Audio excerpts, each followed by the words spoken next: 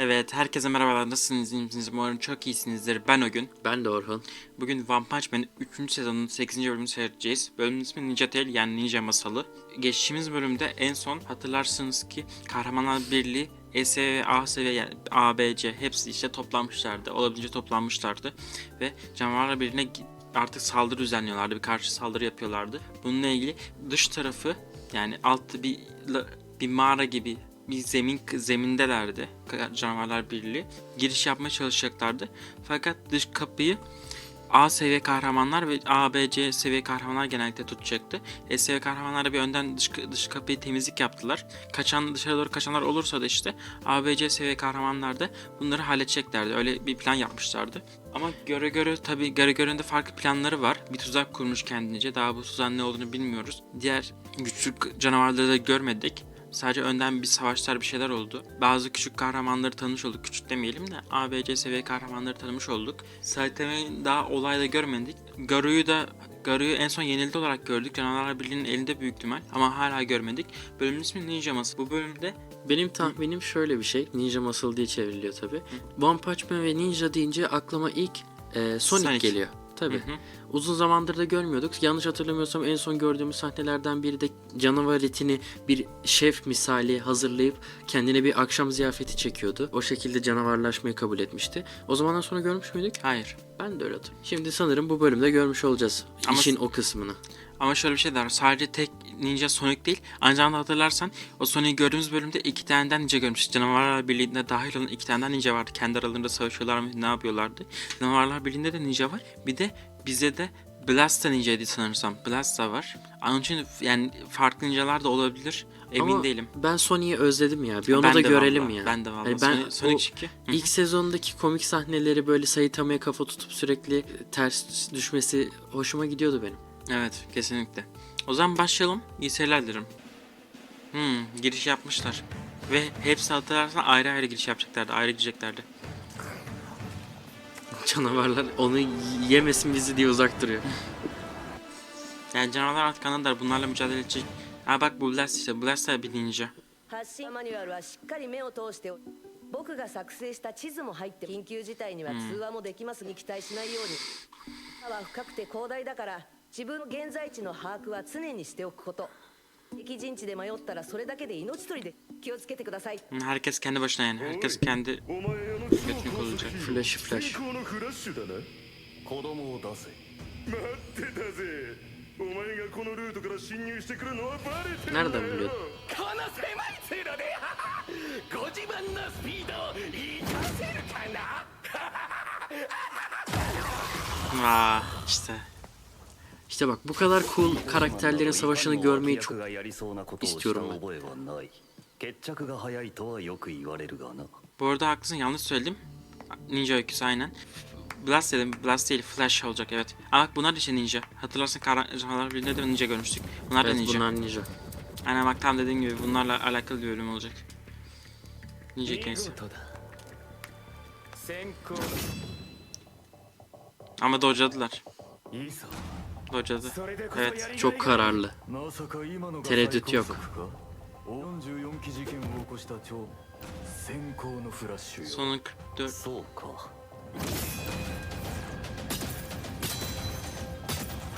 Çizim bir tık güzel. Diğer bölümlere nazaran. 最初から狙いは俺かやっと会えた待ち焦がれたぞこいつ風神客エンジン客光線 Çocuk derler. Aa, örümcek tarzı güçleri var. Güzel bir ikili olmuşlar. まさか別個で単独突入するとは予想外だったよよほど自信があるらしいおかげでやりやすく Cidden dar bir koridor olduğu için sıkıntı. Kendisi için. それ風と炎に追われて蜘蛛の巣に飛び込むハムシのようなスピードでバラバラに切り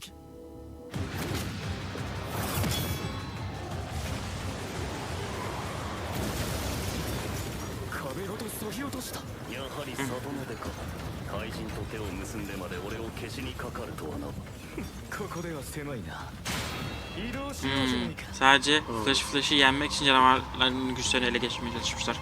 Yani bir köy varmış, ninja köyü. Oradan gelmiş. Yani eskiden O- bir geçmişleri var bunların. Sony de o köyden. Değil mi? Ninja öyküsü dediğimiz olay da buraya bağlanıyor Evet. herhalde. Bunların eski hikayesini. Evet. Sonic'le alakası yok. Evet. Yani Sonic de bence o köydendir. Bir köy var ninjaların eğitimci sanırsam. Olabilir. Oradan bir alakası olabilir. Sonic biraz yeni etme gibi ama bunların yanında bence. Çünkü şu anki sahnelerden anlıyoruz ki Sonic cırt. Yo, zannetmiyorum, bilmiyorum. Sonic emin değilim. Gördün mü hareketi? Karşılaştıklarını Kılıcının üstünde görünce durdu. oldu. 怪人どもから力ずくで折れる Burada antrenman yapıyorlardı bu ikisi. お前 Önceki の bölümlerde. 贈る物の名は Çoktan hazırlıklılar. 疾風のウィンド Bunlar bir sıralama mı acaba ninjalar arasında? Olabilir. O 44'te de 30. Diyelim de.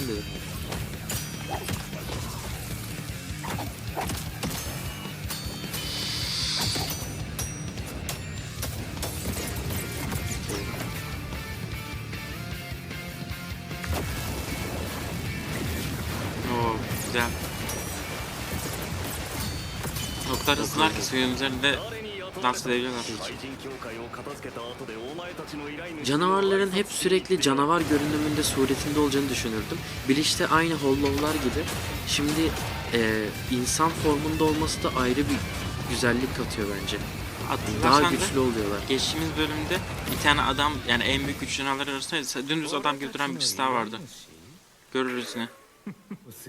と言ったらどう奴の抱えないなぜ俺が殺したからだあまりにしつこく資格を送ってくるからな副将軍ヘロウドそいつも殺した人造コレクターブリギュラ殺したSay liste uzun. 山賊隊長ジャマーラシいたいちいち言うことでもないからたやつは全て返り討ちにしたくだらない釜かけは済んだかで結局のところ裏で糸を引いてるのは誰なんだ止めた後に始末しようと思ってた奴らの名だがどうやらその手間は省けたようだな礼を言うありがとうそして死ねヒーローどもより里の実力者の方が厄介だからな里以外にも忍者はいるぞ里とは比べ物にならんさその中でも俺たち歴代最強と謳われた黄金の37機そのツートップだった俺たちを相手にどこまで持つかな44機の元1位よ Kendilerine çok güveniyorlar aynı zamanda ama pek bir etkisi yok gibi. Evet. やるな今のが最高出し惜しみしてないでさっさと解放怪人の力とやらを Canavar güçlerini っていたのか hala 初 göstermemişler. めにそいつと加え戦いの場をうつがったのを見て確信した怪人化しては自分の最高速にまだ慣れていないんだろうだから広い空間まで俺を誘導やれ分かってて誘いに乗ってやったと可愛くないやつ先輩を舐めすぎだ Form değiştiriyorlar. こちらこそ思い上がった三下に教えてやる怪人になった程度で俺を超えるなど不可能だということを今の言葉もう撤回期間ぞここから先目をそらすなよ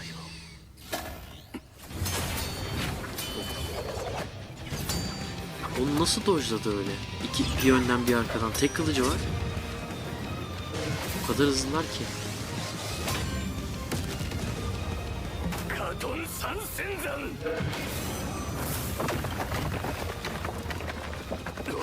怪人状態の俺の剣技に対応したまぐれかいや Hala şans mıydı? Sürekli soruyorlar. Şans mı? Maksimum hızım bu mu?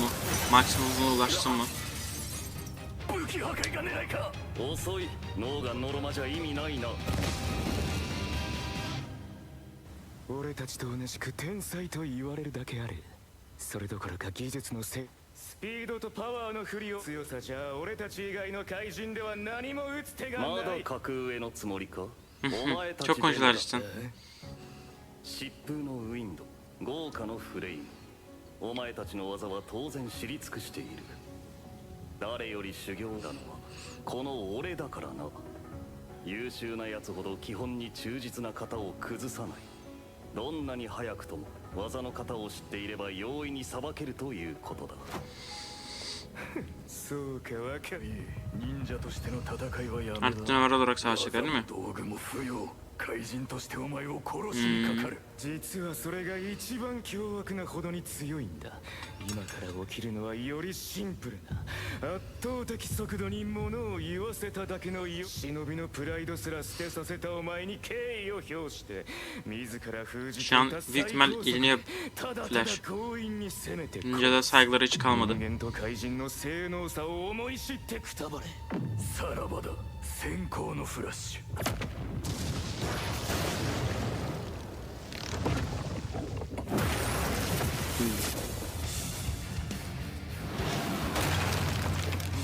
Bu sefer vurabildiler.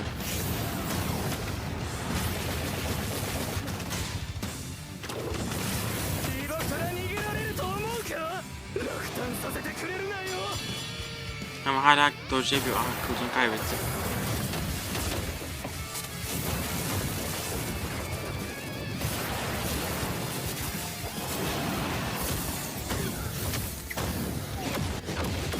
Kontrolü kaybetti. Ama da hala tüm gücünü çok sakin davranıyor. Demek ki hala biraz daha gücü var. 先行客。まずい、追撃だ。早く体勢を立て直さなくては。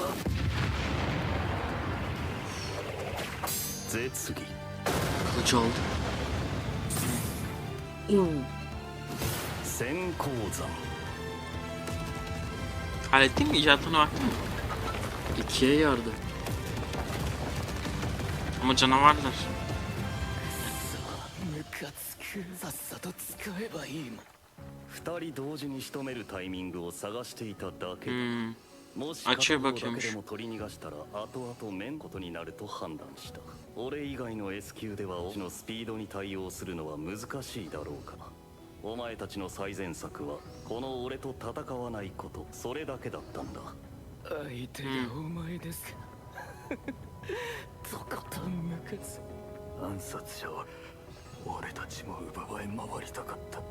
止め、考えられることは全てやり先行のフラッシュよ。何が足りなかった。 Sayonara. 修行不足だな。 Hmm.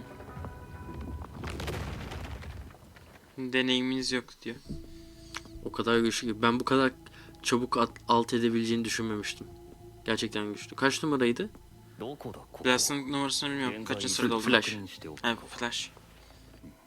Haritayı mı kaybetti? Aa kaybetmiş. Suda Bir düşmüş. odası boylamış. お故障 Öyle zannediyor この olabilir. は変わったで乗り越える人たちだし Kütüphaneye gidiyor sanki bak. 救難信号を送 Ders ってるはず çalışma. だ Böyle yani bir ömür sürer あの inmesi. 人たちの心配はしてないけど İşte canavar denk gelmiyor. 人質さえ救出すればこの戦いにかかる政治 Lane'i kurtarırlarsa Tatsumaki bütün alanı yok 僕らは edebilir. 動くべきだ角が立つから言わなかったけど情報の Abi geldiler ha.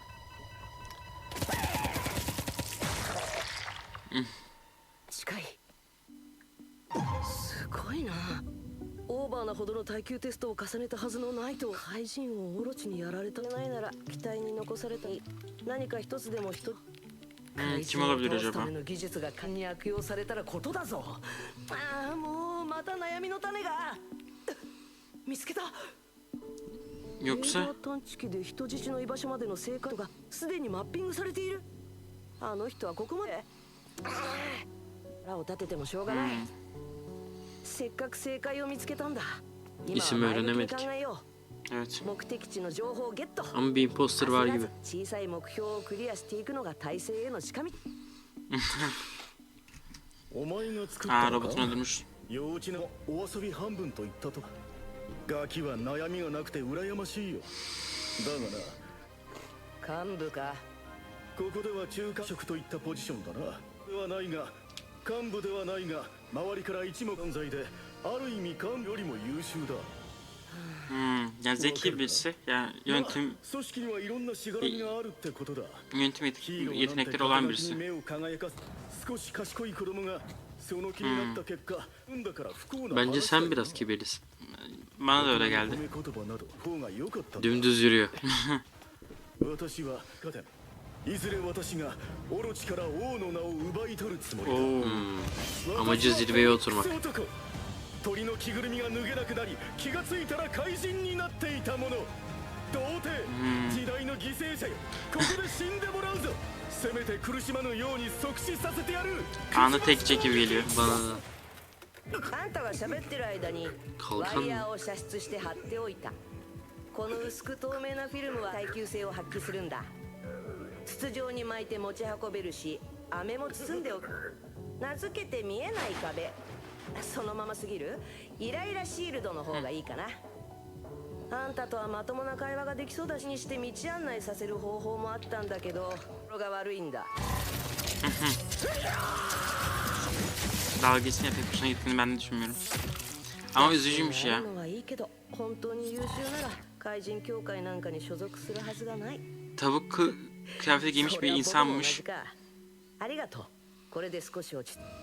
Sonra gerçek bir tavuk olmuş. Çocuk burada hala. うるせえぞ。どうした？ガキが騒ぎ始めた。めんどくせえな、もう口調か。もうヒーローたちは突入してきたんだ。人質の安否なんてどうでもいいだろう。いいねそれ。なんだ？ Bu kura bizim tarafımızdan gönderilen bir kahraman tarafından oynatılan bir şey mi acaba? Evet. Aa. Buldu mu çocuk? Çocuk kral. Aha bulmuş bile. Oha çok hızlı geldi. 助けに来たよ。さあ、ここを出よう。 Diğeri peki nerede? bir ziyaretçi var.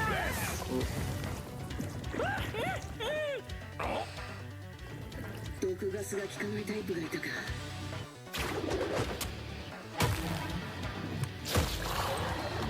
Işıl silah. Ama çamur işte bitmez sanırsam. お前大したことない。切断も効果なし。 Ne yapacaksın o zaman? なんちゃってだからさ切っても刺しても効かないって Biraz Alev yardımcı olurdu belki. Belki. Ama çamur yanar mı emin değilim. 楽して S 級の首をもらえるなんてよ Genos neredesin? なんだ Ha içine bir yapalım. 油。 Benzin evet. Genos'a kimin ihtiyacı var? 焦げ臭いから早く離れよう。 Her şeyin sırt çantada depoluyor olması マ biraz スク外していいよ。体調はどう？ Çok kullanışlı bir çanta. お腹がペコペコだよ。 karnım çok acıktım. Bu mu yani? 地球ヒーローの童貞だよね。来るのが遅いんだよも後ろへ。 Şunu kurtarmayın ya. Yok o kadar da değil oğlum. ラジコン戦車で Kurtarsınlar da 退治してから yani. 進もう。 Bir derse ihtiyacı var belli yani. Bu belki aklını başına getirir diye düşünmüştüm. Canavar Çok bakışması. akıllanacak bir tip değil gibi derken.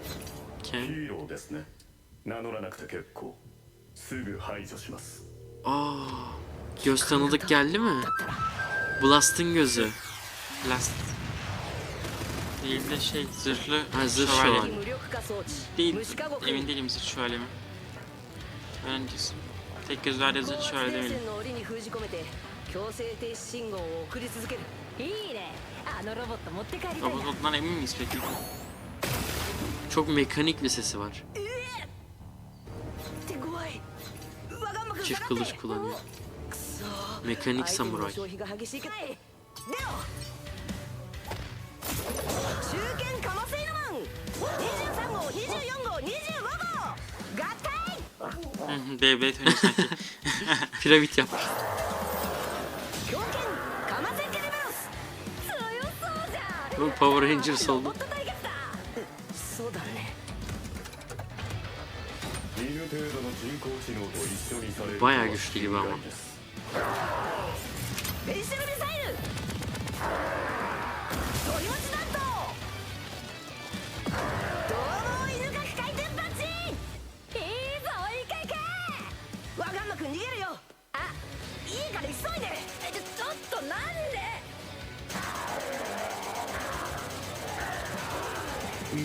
Bu nasıl saldırı? 余計なことは考えるな。今はわがんまくんを危険から遠ざけること。 Evet kesinlikle. Güzel doğru olanı yapıyor. Evet One Punch Man 3. sezon 8. bölümü bitirmiş bulunmaktayız. Ninja hikayesiydi. Ninjaların savaşını gördük. Bir ninja köyü olduğunu öğrendik açıkçası.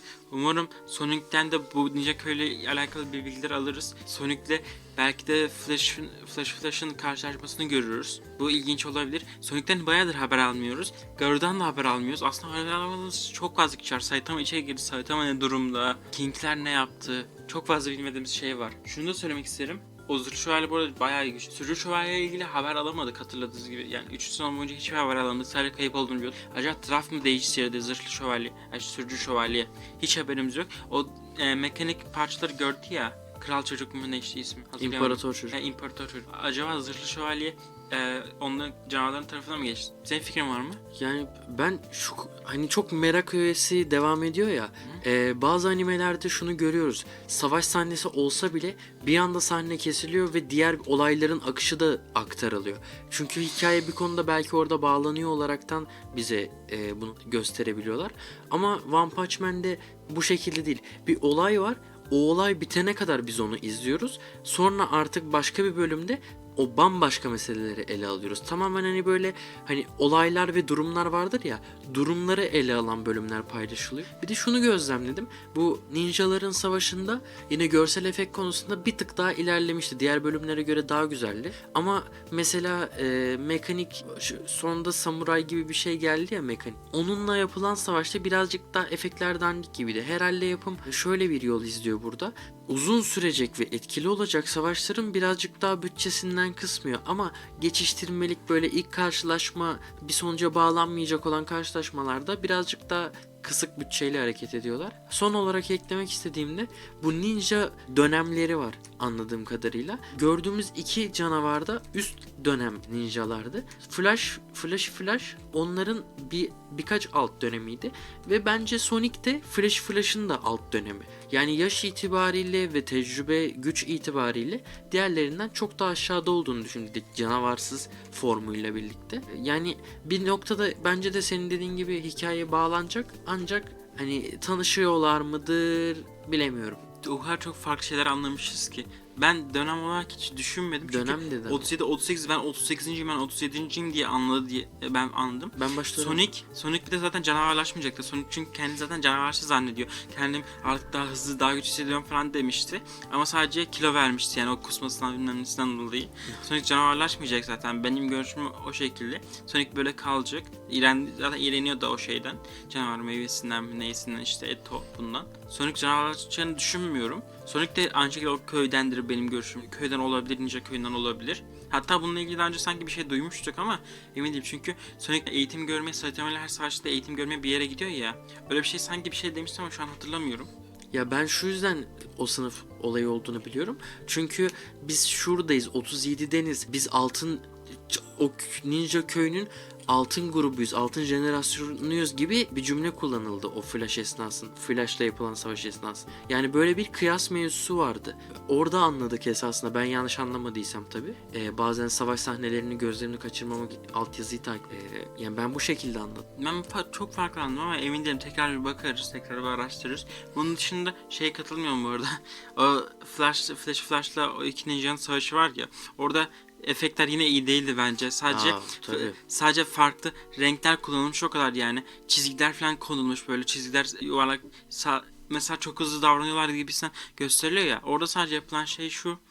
Çizgi çekmişler. Bir tanesi pembe, bir tanesi yeşil, bir tanesi kırmızı falan böyle. Onları sağ sol oynatmışlar. Ya tamam illa ki bir yani uğraşma bilmem ne falan var ama Solo Leveling diye bir anime var.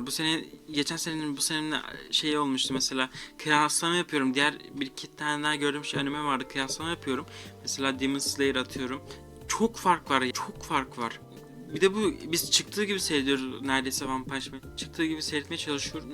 Yani efektler bence iyi değildi yine de yani artık takmıyorum. Artık alıştık yani. Bu sezon böyle olacak gibi geliyor onun için dert etmiyorum artık. Ya bu konuda bence de acilen bir şey yapmaları lazım. Bir de ben bu savaş bölümünde diğer hani 3. sezonun bölümlerine kıyasla en azından o sahne bir tık daha güzeldi. Diğer savaş sahnelerine kıyasla. Yoksa evet bence de beklentimin çok altında. Ben zaten ilk bölümde belki izleyiciler hatırlıyordur. Yıllar öncesinde bile animasyon bakımından çok tatmin eden bir dizi. Özellikle Genos sahneleri. Bayılırdım onlara. Çok tatmin eden biri. 2001 anime 2025 yılıyla birlikte yeni çizim olanaklarıyla bizi böyle hani son derece zevklerini doruğa kadar çıkartacaktı, bunu düşünüyordum ama dediğimiz gibi hiç tatmin. Benim demek istediğim o en azından diğer sahnelere, 3. sezonun diğer sahnelerine göre daha iyi gibi. Acaba Garo'nun yanındaki o diğer çocuğa ne oldu? O çocuk Evet, kurtulabildi mi? o- Kurtulamadı büyük ihtimal. Umarım denk geliriz o çocuğa. O çocuk çünkü bildiğim kadarıyla Kahramanlar Birliği'nin o çocuğa dair herhangi bir bilgisi yok. Yani o çocuğu kim kurtaracak? Öyle bir mevzu var. Garo zaten kendisi de kaybetti ama Garo'ya ne oldu onun dışında bilmiyoruz da. Bazı bilgi eksiklerimiz var. Umarım bir sonraki bölümde öğreniriz. Ekleyeceğim bir şey yoksa evet, seyrettiğiniz için teşekkür ederim. Bir sonraki bölümde görüşmek üzere. Kendinize çok iyi bakın. Hoşça kalın. Bye.